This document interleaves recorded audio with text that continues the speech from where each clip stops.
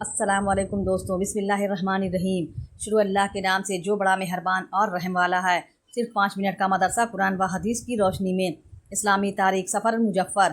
حضرت موسیٰ علیہ السلام کی پیدائش۔ حضرت موسیٰ علیہ السلام بنی اسرائیل کے جلیل القدر نبی ہیں۔ قرآن کریم میں 136 مرتبہ ان کا ذکر آیا ہے۔ اللہ تعالیٰ نے انہیں ہم کلامی کا شرف بھی عطا فرمایا ہے۔ ان کے والد کا نام عمران تھا۔ وہ 16ویں صدی قبل مسیح میں پیدا ہوئے۔ پیدائش کے بعد ان کی والدہ نے فرعون کے ڈر سے انہیں ایک صندوق میں رکھ کر دریا میں بہا دیا۔ صندوق بہتا ہوا فرعون کے محل تک جا پہنچا۔ فرعون اور اس کی بیوی آسیہ نے صندوق نکلوایا۔ اللہ تعالیٰ نے اس معصوم بچے کی محبت آسیہ کے دل میں ڈال دی اور فرعون کو اس کی تربیت و پرورش کرنے اور بیٹا بنانے پر مجبور کر دیا۔ اس طرح غیبی طور پر ایک شہزادے کی طرح شاہی محل میں حضرت موسیٰ کی پرورش ہوئی۔ جب وہ جوان ہوئے تو انہوں نے ایک مظلوم اسرائیلی کی مدد کرتے ہوئے فرعون کی قوم میں ایک آدمی کو گھونسا مار دیا، جس کی وجہ سے وہ مر گیا۔ حضرت موسیٰ اپنی جان کے خوف سے مصر چھوڑ کر مدین چلے گئے اور وہاں حضرت شعیب سے ملاقات ہوئی تو انہوں نے حضرت موسیٰ کی امانت داری کو دیکھ کر اپنی بیٹی صفورہ سے نکاح کر دیا۔ جب وہ اپنے اہل خانہ کو لے کر مدین سے مصر روانہ ہوئے تو راستے میں اللہ تعالیٰ نے کوہ طور پر نبوت سے سرفراز فرمایا۔ پھر مصر پہنچ کر وہ بنی اسرائیل کی اصلاح اور فرعون کو دعوت حق دینے میں مشغول ہو گئے۔ حضور صلی اللہ علیہ وسلم کا معجزہ۔ حضور صلی اللہ علیہ وسلم کا آگے پیچھے دیکھنا۔ رسول اللہ صلی اللہ علیہ وسلم نے فرمایا، تمہارا کیا خیال ہے کہ میں صرف سامنے ہی دیکھتا ہوں، باخدا تمہارا خشوع و خضوع اور رکوع مجھ پر پوشیدہ نہیں ہے؟ بلا شبہ میں اپنی پیٹھ کے پیچھے بھی تم کو دیکھتا ہوں۔ ایک فرض کے بارے میں ہمیشہ سچ بولو۔ رسول اللہ صلی اللہ علیہ وسلم نے فرمایا، تم سچائی کو لازم پکڑو اور ہمیشہ سچ بولو، کیونکہ سچ بولنا نیکی کے راستے پر ڈال دیتا ہے اور نیکی جنت تک پہنچا دیتی ہے۔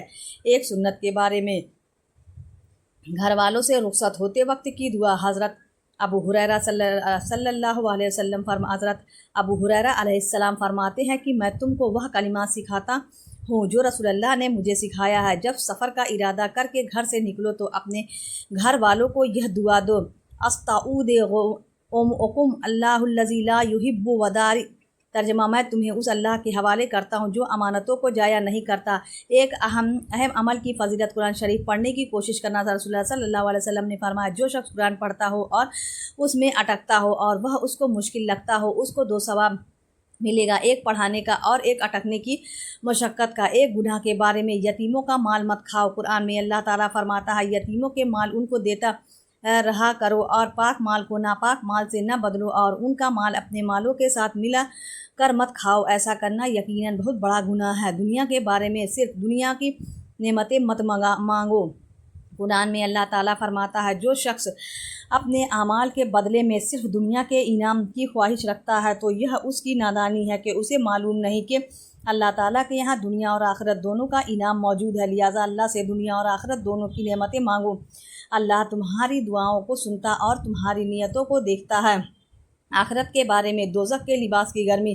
حضرت عمر علیہ السلام فرماتے ہیں کہ حضرت جبرائیل نے رسول اللہ صلی اللہ علیہ وسلم سے عرض کیا، مجھے اس ذات کی قسم جس نے آپ کو حق پر مبعوث فرمایا ہے، اگر دوزخ کے کپڑوں میں سے کسی کپڑے کو آسمان اور زمین کے درمیان لٹکا دیا جائے تو زمین پر رہنے والے سب جاندار گرمی سے ہلاک ہو جائیں گے۔ طب نبوی سے علاج۔ پوڑے پھنسی کا علاج۔ آپ صلی اللہ علیہ وسلم کی بیویوں میں سے ایک بیوی بیان فرماتے ہیں کہ ایک دن رسول اللہ صلی اللہ علیہ وسلم میرے پاس تشریف لائے اور دریافت فرمایا، کیا تیرے پاس زریرہ ہے؟ میں نے کہا ہاں، تو آپ نے اسے منگایا اور اپنے پیر کی انگلی کے درمیان جو پھنسی تھی اس پر رکھ کر یہ دعا فرمائی، اللہم مطفی الکبیر و مکبر الصغیر اطفئ عنی۔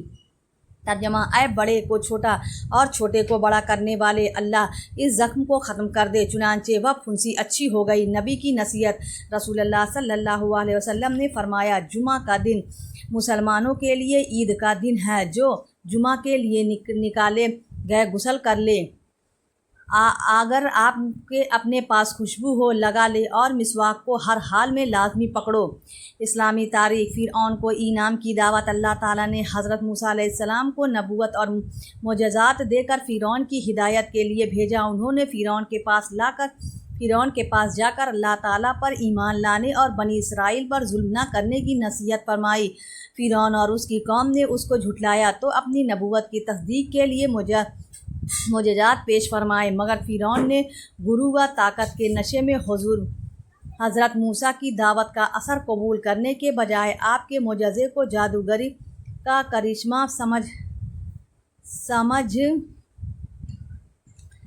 کا جادوگر کو بلا لیا، مگر وہ جادوگر مقابلے میں ناکام ہو گئے اور نبوت و سحر کے فرق اور معجزے کی حقیقت کو سمجھ کر جادوگروں نے ایمان قبول کر لیا۔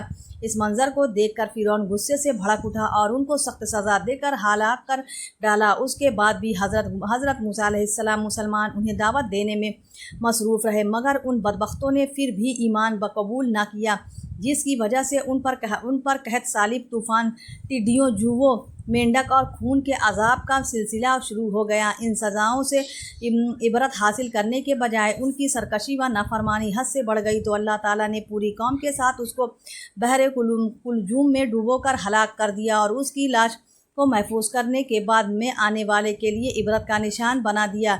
اللہ کی قدرت۔ سورج کی گرمی۔ اللہ تعالیٰ نے سورج کو پیدا کیا۔ دراصل یہ آگ کا ایک گولا ہے جو پوری دنیا کو روشنی کے ساتھ ساتھ گرمی بھی مہیا کرتا ہے۔ سورج ایک سیکنڈ میں زمین پر جو گرمی پھینکتا ہے وہ لاکھوں ایٹم بم زمین پر گرائے جانے کے برابر ہے، جبکہ ایک ایٹم بم شہروں کو تباہ کرنے کے لیے کافی ہے۔ اب اگر سورج کی پوری گرمی زمین پر آتی تو تمام دنیا جل کر خاک ہو جاتی، لیکن اللہ تعالیٰ اپنی قدرت سے سورج کے ذریعے اتنی ہی روشنی اور گرمی زمین پر بھیجتا ہے جتنی ہمیں ضرورت ہے۔ ایک فرض کے بارے میں کھڑے ہو کر نماز پڑھنا۔ قرآن میں اللہ تعالیٰ فرماتا ہے، نماز میں اللہ کے سامنے عاجز بنے ہوئے کھڑے ہوا کرو۔